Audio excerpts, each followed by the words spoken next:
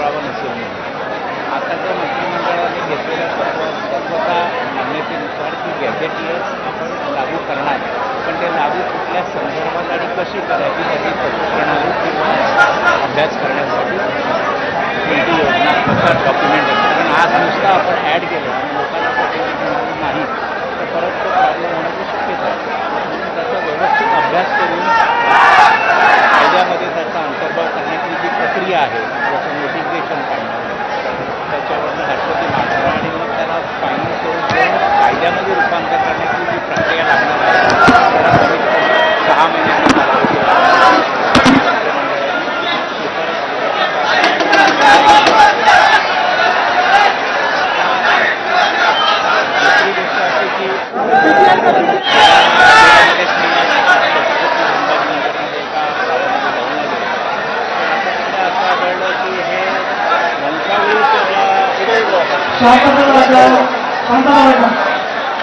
खाली आम्हाला काय साध्य नाही करायचं त्या सगळ्यांना पायऱ्यावर वाटेल पायऱ्याचं खाली चला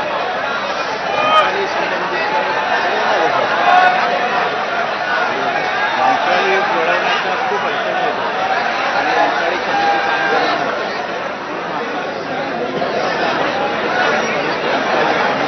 परत कार्यकर्त्यांनी काम करण्यासाठी ही सगळ्या केलेली आहे.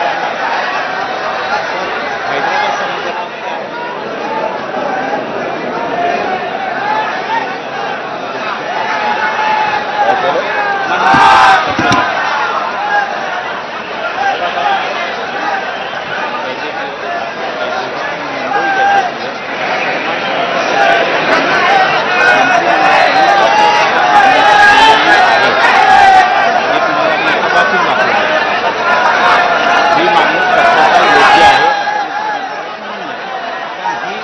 लागू करण्यासाठी जी कायदेशीर प्रक्रिया लागणार आहे, नोटिफिकेशन इश्यू करणं, त्यासाठी काही कालावधी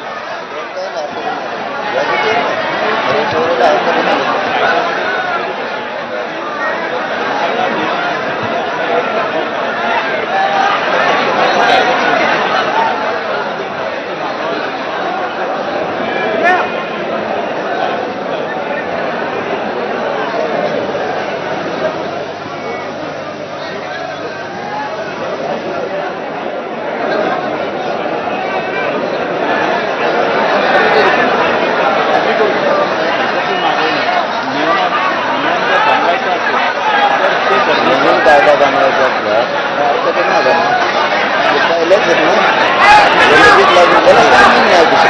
कमी कालावधी करू एक दिवस याला म्हणतो बाकी त्याला तुम्ही जर म्हणलं ना तुम्ही न्यायाधीश तुम्ही आमचे होतं तुमच्या शब्दात अपमान नाही करायचं म्हणून मी बाकीचं आणखी ना तुम्ही म्हणलं 2-2 महिने बाकी थांबायला लागतं.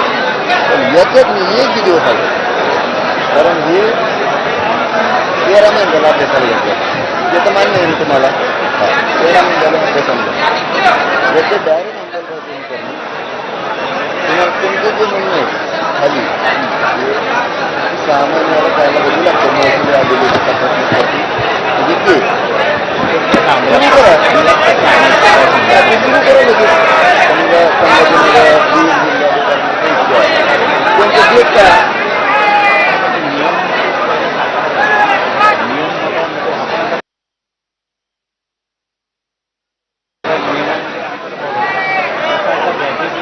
काही तत्वानुसार मराठवाड्यातला मराठा तरी दिल्ली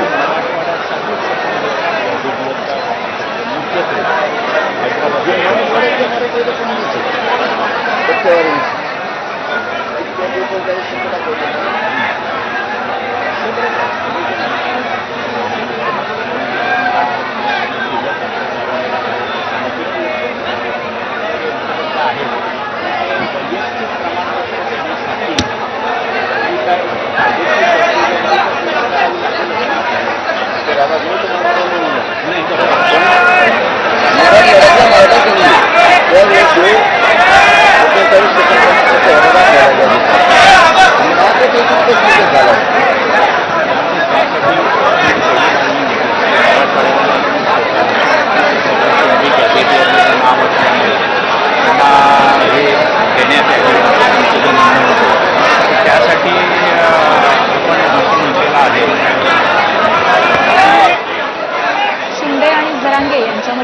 चर्चा सुरू आहे. याच संदर्भातले अधिकचे अपडेट्स जाणून घेऊयात आपले प्रतिनिधी राजू सोनावणे यांच्याकडून.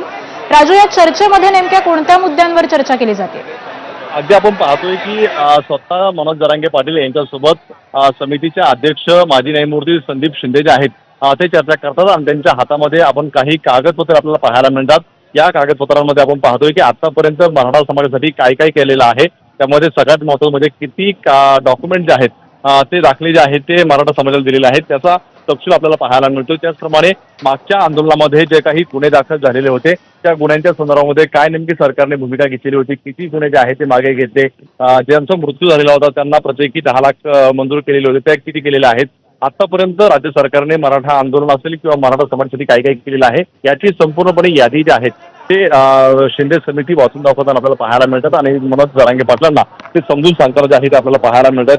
एकूण जर पाहिलं आपण तर जवळपास 7 ते 8 मिनिटापासून संपूर्णपणे हे पेपर जे आहेत ते वाचून दाखवताना आपल्याला पाहायला मिळतात. स्वतः शिंदे समितीचे अध्यक्ष असं म्हणतात.